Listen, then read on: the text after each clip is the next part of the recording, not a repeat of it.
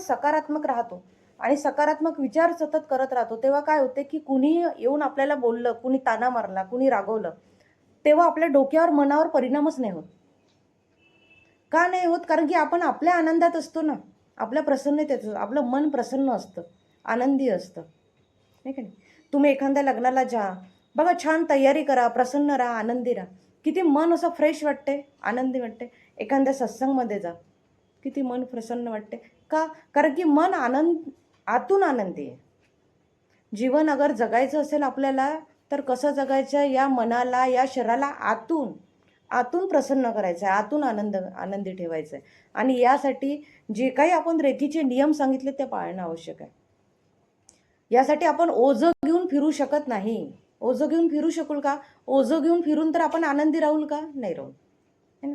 यासाठी आपल्याला लोकांना माफ करायचं आहे, क्षमादान द्यायचं आहे आणि आपलं ते ओझं हलकं करायचं आहे. यासाठी प्रत्येक गोष्टीला आपल्याला धन्यवाद म्हणायचं आहे, दुःखाला सुखाला धन्यवाद म्हणायचा आहे आणि आयुष्यात समोर निघायचं आहे. यासाठी आपल्याला तो दुःखाचा भूतकाळ सोडायचा आहे आणि प्रत्येक क्षण, प्रत्येक वेळ हे वर्तमान काळात जगायची आहे. आपल्या जीवनात आपलं व्यक्तिमत्व घडवण्यासाठी, सामर्थ्यवान होण्यासाठी, चांगल्या गोष्टी करण्यासाठी वाईट लोकांना, वाईट विचारांना सोडून द्यायचं आहे. कितीतरी वाईट लोक आपल्या संपर्कात येतात, त्या प्रत्येक वाईट लोकांचा हात पकडून आपल्याला चालायचं आहे का? नाही. झटकून टाकायचं, सोडून टाकायचं. काही गोष्टी त्यांच्या सोडून टाकायच्या, काही विचार सोडून टाकायचे. भूतकाळातल्या त्या गोष्टी ज्या काही कधी घडतात त्या आपण कधी विसरू शकत नाही, पण त्या गोष्टींना घेऊन आपण आयुष्यभर चालत असतो आणि आपला आजचा क्षण, वर्तमान क्षण आपण नष्ट करून टाकतो. आणि यामध्ये काय होतं की आपलं स्वतःचंच नुकसान होतं, बाकी कुणाचंच नुकसान होत नाही. आपलं स्वतःचंच एवढं नुकसान होतं की आपण जीवनच जगू शकत नाही. आपलं असं नुकसान होतं की आपण स्वतःच जीवन जगू शकत नाही. आपल्याला त्रास होतो, दुसऱ्यांचा बोलण्याचा त्रास होतो. तो बोलून गेला, तो आला, मला तसा बोलला, त्यांनी तसं म्हटलं, त्यांनी तसं म्हटलं. या सगळ्या गोष्टींचा आपल्या मनावर काय होतं तर परिणाम होत असतो. आणि त्यामुळे काय होतं की आपण आपल्या आयुष्यात जगू शकत नाही, स्वतः पण जगू शकत नाही, दुसऱ्यांना पण सुखी आणि आनंद देऊ शकत नाही. स्वतःच आनंदी नाही राहून तर दुसऱ्यांना कसा आनंद देऊ? दुसऱ्यांना सुख आणि आनंद देण्यासाठी स्वतः आनंदी राहणं आवश्यक आहे. एका आईला आपल्या मुलांना प्रेम देण्यासाठी, त्यांना एक चांगलं जीवन देण्यासाठी, चांगले संस्कार देण्यासाठी तिला स्वतःला घडवणं आवश्यक आहे. ती स्वतः आनंदी राहील, प्रसन्न राहील, तिच्यामध्ये स्वतःमध्ये सहनशक्ती राहील, दुसऱ्याला क्षमा करण्याची तिच्यात शक्ती राहील, तर ती ते गुण, ते संस्कार ती आपल्या मुलांना देईल. तिला बघून तिचे मुलं आपोआप घडतील, कारण की त्या संस्कारात ते मुलं राहील, है ना? सगळ्यांना माहिती की शिवाजीरावांना जिजाआईने घडवलेलं आहे, है ना? कारण की त्या संस्कारात होता आणि ते संस्कार त्याने मुलांना लहानपणापासून दिले, त्यात घडवलेलं आहे ना. तर त्या प्रकारे आपल्याला घडायचं आहे. आपण जोपर्यंत स्वतः घडून नाही तोपर्यंत दुसऱ्यांना घडवणार नाही. तर हे चांगले गुण, चांगले संस्कार, चांगले विचार आपल्याला स्वतःमध्ये घडवायचे. लहान लहान गोष्टीसाठी राग करणे सोडून द्या, तुलना करणे सोडून द्या, अहंकार करणे, माझ्याजवळ खूप चांगलं आहे, हे चांगलं आहे, ते चांगलं आहे, सोडून द्या.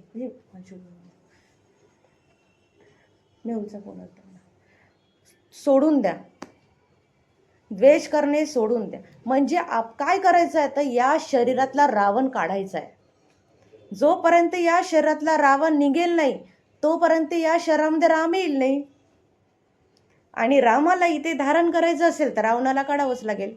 आणि रावण म्हणजे काय तर 10 डोक्यांचे रावण. राग, लोभ, द्वेष, मत्सर, अहंकार, तुलना, मोह, माया, ह्या 10 नकारात्मक गोष्टी म्हणजेच रावण, जे प्रत्येक व्यक्तीने आपल्या शरीरात धारण केलेले आहेत. आणि या रावणाला काढायचं आहे आणि या शरीरात रामाला धारण करायचं आहे. आणि एक सुंदर आनंदाचं जीवन आपल्याला जगायचं आहे. आपल्यामध्ये सद्गुण आणायचे आहेत, आपल्यामध्ये सहनशक्ती निर्माण करायची आहे, आपल्या स्वतःच्या हृदयाला, मनाला आनंदाने, प्रसन्नतेने भरून ठेवायचं आहे की ते एवढा आनंद, एवढं प्रसन्नता ठेवायची आहे की ही आनंद, प्रसन्नता आपण सहज दुसऱ्याला देऊ शकलो पाहिजे.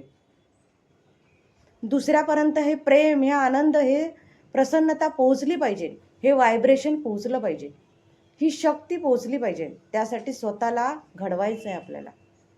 आणि स्वतःला घडवण्यासाठी आपल्यामध्ये काय करायचं आहे, तर सुरुवात स्वतःपासून करायची आहे. कशी करायची आहे? रेखीमध्ये मी सांगितलंच आहे, रोज छान शांतीने सकाळी उठायचं आहे, ध्यान करायची आहे. जसं जसं ध्यान साधना करत जातो तसं तसं शरीरातले अवगुण निघत जातात. जसं जसं आपण मंत्र म्हणत जातो. मंत्र म्हणजे काय? मनातील यंत्र. या मनात जो यंत्र असतो तो मंत्र असतो. मग तुमच्या मनात कोणता यंत्र आहे? नकारात्मक विचारांचा की सकारात्मक विचारांचा? जो यंत्र इथं सुरू राहील तो मंत्र बनेल. मग आपल्याला तो मंत्र आपल्याला तयार करायचा आहे की मला कोणता मंत्र माझ्या शरीरात हवा. चांगल्या गुणांचा, सकारात्मकतेचा, आनंदाचा, ईश्वराच्या नामस्मरणाचा. तो मंत्र आपल्याला तयार करायचा आहे. दुसरा कुणीच घडवून देणार नाही. दुसरा फक्त तुम्हाला दोष देऊ शकतो, तुमच्या चुका काढू शकतो आणि बाहेर होऊ शकतो. पण माझ्या चुका लक्षात घेऊन त्या चुका स्वतःच्या शरीरातून बाहेर काढणे आणि स्वतःमध्ये गुण, स्वतःला सद्गुणी बनवणे, सत्मार्गाकडे नेणे, एक सुखी जीवन जगणे, हे मला स्वतःला घडवायचं आहे. तर नक्की रेकीचे हे 5 नियम आपण आजपासून पाळूया. आणि प्रामाणिकपणा म्हणजेच काय, तर स्वतःकडे लक्ष देणे, स्वतःवर प्रेम करणे. रोज आरशात बघायचं, रोज सकाळी आंघोळ केल्यावर आरशात बघायचं, छान तयारी करायची, एक सुंदर स्माईल द्यायची स्वतःला. आरशात पाहणे आवश्यक आहे. स्वतःला स्माईल द्यायची आणि म्हणायचं की मी एक आनंदी, एक प्रसन्न, एक सुंदर स्त्री आहे. माझ्याद्वारे माझ्या परिवाराला, माझ्या समाजाला आनंद मिळतो, सकारात्मकता मिळते, जीवन जगण्याचा मार्ग मिळतो. माझ्यामध्ये एक सकारात्मकता आहे, एक सकारात्मक शक्ती आहे, एक दिव्य प्रकाश आहे. दिव्य प्रकाश म्हणजे काय, तर सकारात्मकता. ईश्वराजवळ, देवाजवळ जो आपण दिवा लावतो तो एक दिव्य प्रकाश असतो आणि तो दिव्य प्रकाश प्रत्येकाच्या शरीरात असतो. ज्यांनी लावला त्याच्या शरीरात जागृत झाला, ज्यांनी लावलंच नाही त्याच्या शरीरात कसा जागृत होईल? मग मीच दिव्य प्रकाश आहे, म्हणजे मी दिव्य प्रकाश लावलेला आहे. स्वतःला आरशात बघून म्हणायचं की मी आनंदी आहे, प्रसन्न आहे, मी सुंदर आहे. सुंदर आहे म्हणजे काय, खूप शरीराने सुंदर राहणे, गोरं राहणे हे नाही आहे. सुंदर म्हणजे काय, विचारवाणी व्यवहाराने मी सुंदर आहे. विचारवाणी व्यवहाराने मी शुद्ध पवित्र आहे. या विचारवाणी व्यवहारात सर्वांविषयी प्रेम आहे, आदर सन्मान आहे, आशीर्वाद आहे, मंगल कामना आहे, म्हणजे मी सुंदर आहे. स्वतःशी बोला आरशात बघून. म्हणजे काय, तर स्वतःला घडवणे. तर अशा प्रकारे आपल्याला स्वतःला घडवायचं आहे आणि आयुष्याचा हा सुंदर प्रवास आपल्याला सुरू करायचा आहे. चला, तर आवडला सगळ्यांना आयुष्याचा नवीन सुंदर प्रवास? कुणाला करायचा हा आयुष्याचा सुंदर प्रवास?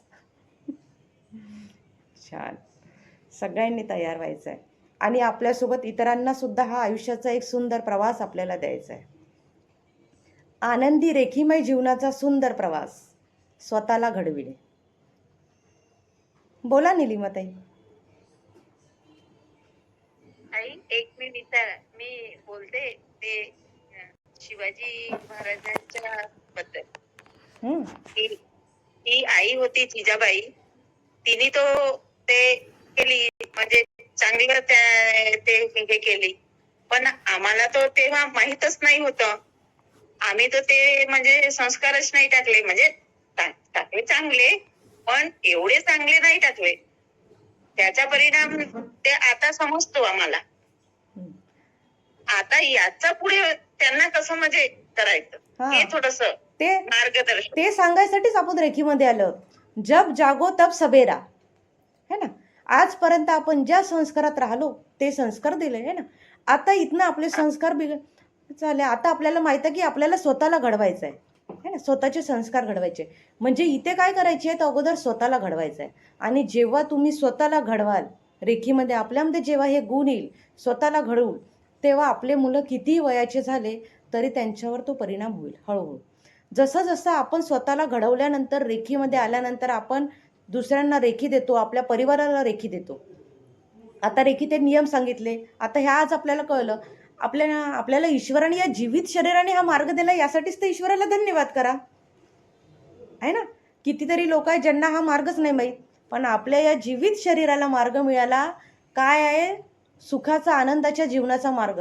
तर त्यासाठी ईश्वराला धन्यवाद करा आणि स्वतःला रेखीमय करा. स्वतःमध्ये जेव्हा आपल्या रेखी जागृत होते, या शरीरामध्ये 7 चक्र आपले जागृत होतात आपण सकारात्मकतेकडे जातो तर ते व्हायब्रेशन आपल्या शरीरात निर्माण होतं.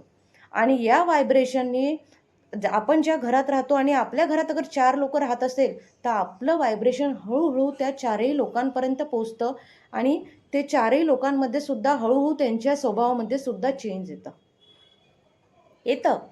एवढं सुद्धा शक्ती आपल्या या शरीरात आहे, की आपण आपल्या जीवित शरीराने हे करू शकतो. रेखीमध्ये आल्यानंतर.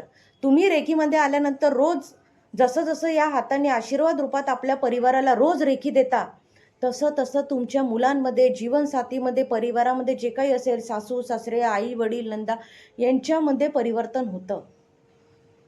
पण केव्हा होतं? सुरुवात स्वतःपासून करायची आहे. स्वतःमध्ये जेव्हा परिवर्तन होईल, आपण स्वतःला तसं घडवून, स्वतःच्या विचारांना घडवू, तर त्यांच्यामध्ये होईलच. वेळ लागेल, पण नक्की घडेल. आणि समजा एखादा वाईट पण मुलगा असला, तरी आपला दृष्टिकोन एवढा बदलतो, की आपल्याला तो चांगलाच वाटतो. कधी-कधी परिवाराने रागाने बोलून पण दिलं आपल्याला, तर आपल्या मनाला वाईट वाटत नाही. आपल्याला वाटतं मीच कुठेतरी चुकली म्हणून याने मला बोललं. ईश्वरा याला क्षमा कर आणि मला मार्ग दाखव. म्हणजे एवढी शक्ती आपल्यामध्ये जागृत होत असते. तर हाच या रेखीचा कमाल आहे. आणि हेच आपण आपल्या माऊली रेखी परिवारामध्ये यासाठीच मी तुम्हाला प्रत्येक गोष्ट समजून सांगत असते, की कसं स्वतःला घडवायचं आहे आणि कसं आपल्याला आपल्या परिवारापर्यंत हे व्हायब्रेशन पोहोचवायचे आहे. जय श्रीराम माऊली. धन्यवाद, धन्यवाद, धन्यवाद प्रश्न विचारण्यासाठी.